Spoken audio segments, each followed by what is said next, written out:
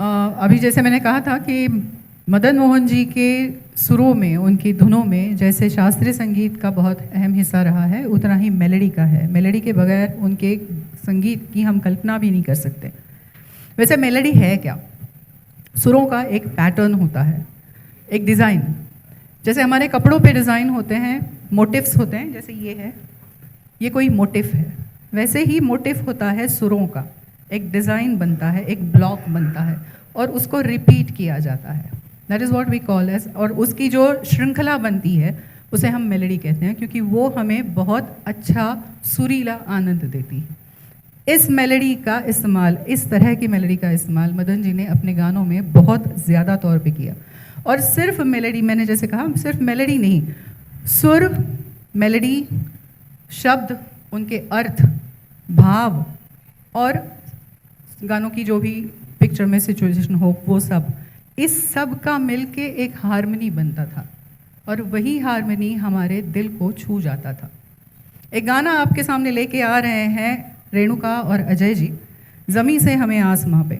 सुनते हुए आपको समझ में आएगा कि जो शब्द हैं, ज़मीं से हमें आसमां पर बिठा कर गिरा तो ना दोगे, ये सुर भी इसी तरह से जा रहे हैं। ज़मीं से हमें आसमां पर बिठा कर गिरा तो ना दोगे।